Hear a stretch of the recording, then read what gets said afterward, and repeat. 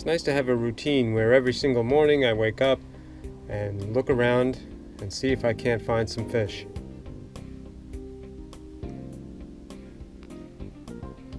Getting them from the dock, though, can be a little bit tricky.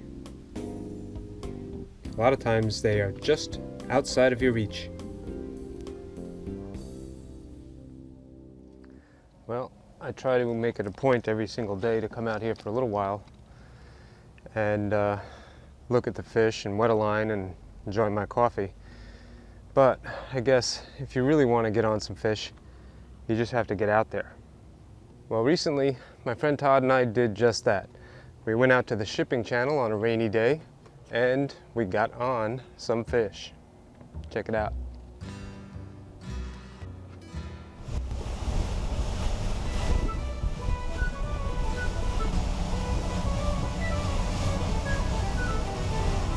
It took very little time for Todd and I to get out to the marker where he likes to get bait. And once we were there, he didn't even have to throw an anchor. This trolling motor of his has GPS and can lock you onto a spot. It is a really nice tool. And then it was time to chum up the fish.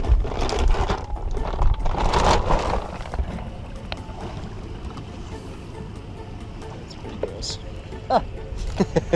Better than jack mackerel. Yeah. They ain't hating oil. Tide was ripping pretty strong, bringing the bait to the marker, but he dropped it right behind the boat sometimes, utilizing the eddies, giving it more time to sink. And the results?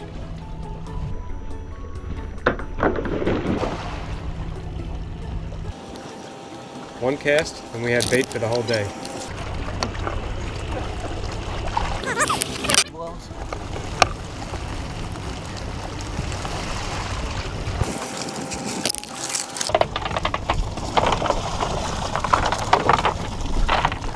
Then it was time to move on.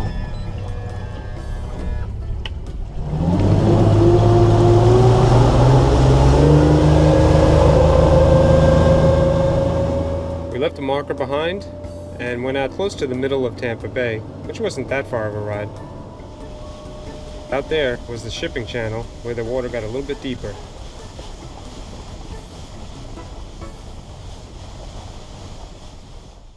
Right there. Off to the side. These are all rocks here? Yep. See, we went over some right there too. On the right hand side there. Mm-hmm. You can imagine why these were such close held secrets. You know, back in the day before these things were available. Oh yeah. Because once you found one, you would only know that there was fish there. You wouldn't know what the bottom looked like. And all you would have was GPS coordinates. Nowadays it's so easy because of chart plotters and because of trolling motors. But this is the sweet thing about this, is that now I don't have to use the big motor. I can use a smaller motor to get us situated and get us right over the spot. You don't even need an anchor. Pretty sweet. Captain Todd over here putting us right on the fish. I'm not quite used to this type of fish. I'm used to spinning gear, not these conventional reels. That's a little heavier than what I'm used to. Well, you've done this before, so you know what's out here. I do. Todd calls this the ass-handed spot. It's because there's some fish down there that are gonna hand us our ass. That's why I got the name. Yeah. All right, Marty, you're set up.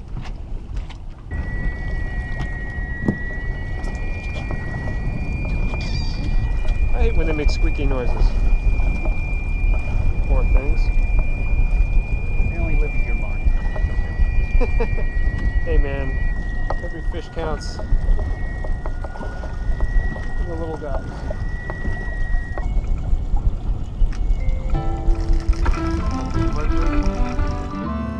And Todd was the first person to use one of those little guys to hook up. That's pretty awesome. Look at that mouth. Pretty cool. Fortunately, he was too small to keep. Todd also got the second fish of the day.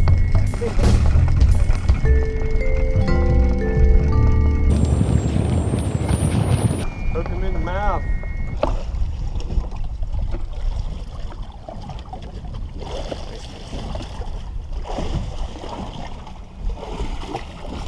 Lucky fish. Lucky fish. And Todd got the third fish.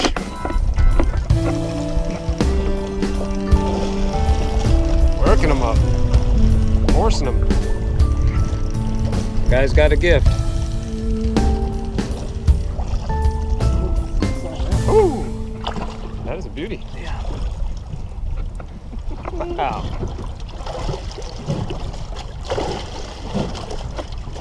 Nasty teeth business. Yeah.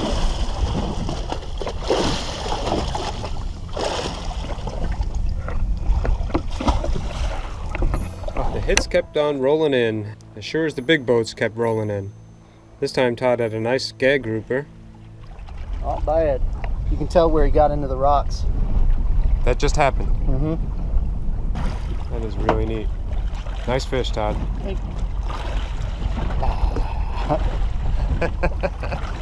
Lucky fish. Yeah. Well, Todd's really kicking my butt out here. You can see we're in the shipping channel, or right on the edge of it. Look at the tidal wave that thing is making. Holy displacement, Batman. That is a very pretty boat. Ship. Sorry. A lot of these that you see come through here are used to fill up the cruise ships. They're the fuel ships. Wow. 500,000 gallons a time. Yeah. After hooking them in the belly and dropping them down, I was able to start hooking fish myself.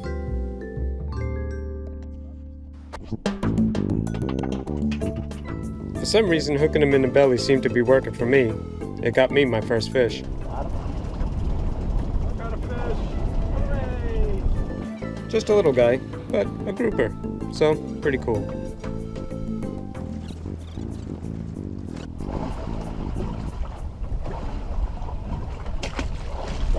Right after him, I was back on again.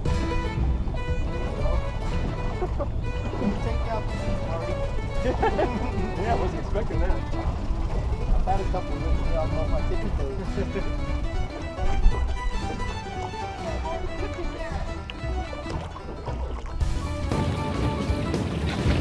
For a second there, I thought I had the same exact fish. But he was a little bit bigger. And he had a mouthful of chewed up food.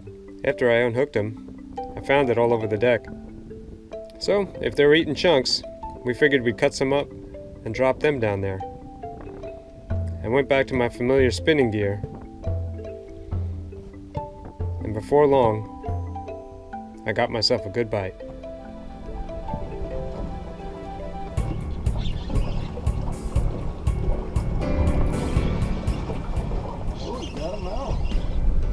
This was going to be a fish I could actually take home to eat. Oh, another snapper.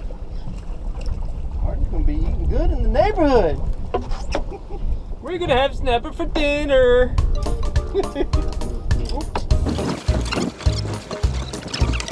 Happy day. We stuck them down in the live well with the other bait and used some more cut-up bait to see what we could get.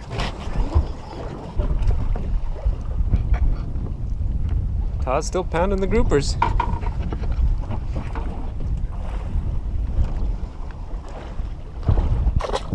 Here's a treat. Key West snapper? Yeah, Key West grunt, Key West snapper. These fish have a nice flaky white meat and big old orange mouths. He'd be coming home for dinner too. Todd, of course, had to one-up me and get the same fish, but a little bit bigger. That is a big run. But that's all good. No Wendy's hamburgers for me tonight. Todd and I fished for as long as we could. Those grunts fight pretty hard. Yeah. I thought I had a grouper on that one. He was digging pretty good.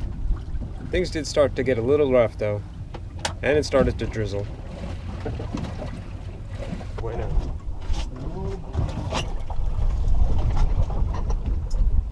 Skies are starting to look a little threatening, so Todd and I are going to head in. But I am thankful for a day on the water, man. Pretty cool stuff.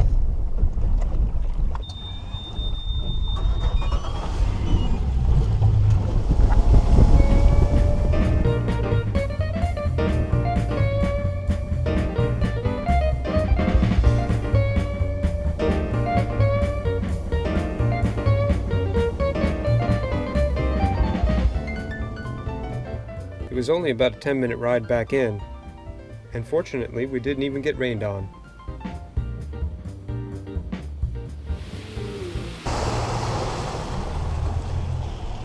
Back home on the river.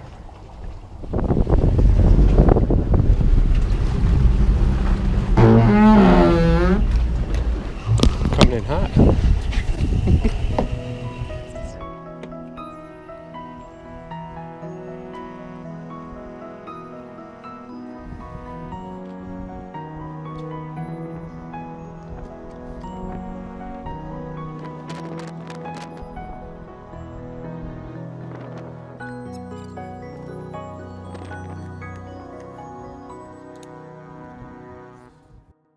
Well, we got back just in time because the rain came pretty hard, and I stuck it out here until it lightened up again and wasn't quite done fishing, so I grabbed a kayak, what bait we had left, and I went out there to try my luck again. Knowing I had live pilchards and that there were tarpon rolling right outside the new place here, I couldn't resist but to go back out.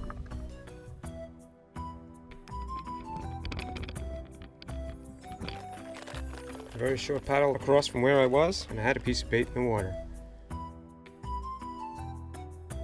Unfortunately, at first, the only thing that were biting were the bugs.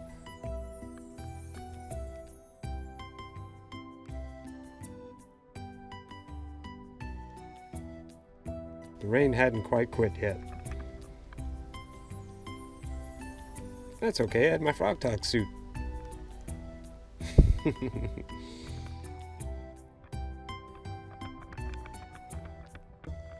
But all this wound up being worth the effort.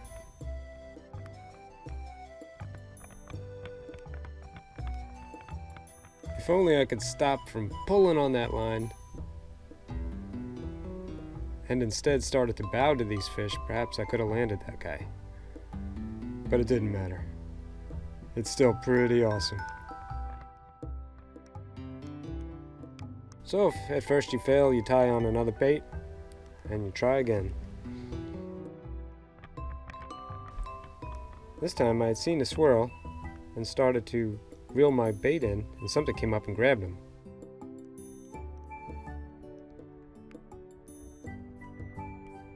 But it was just a little jack, not a big silver king. It's okay, we got lots of bait.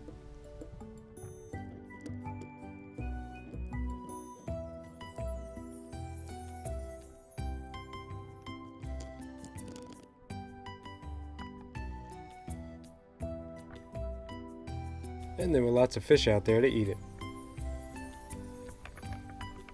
This time the take was soft and gentle. I kind of had an idea as to what it was. It was like reeling in a little bitty tire.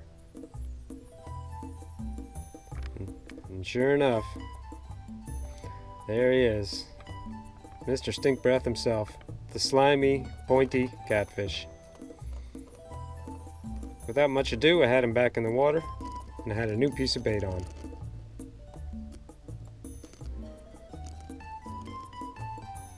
And this time I got what I was after. Off in the distance there, I saw the tarpon come up and grab it. And I got one more look at him.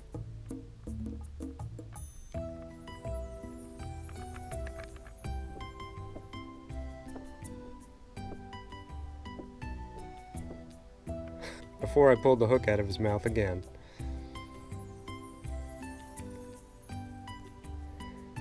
But it's all good. I was pretty tired. The bait was dying in my little bucket there. It was time to head back in and have some fish for dinner. Today, life was good.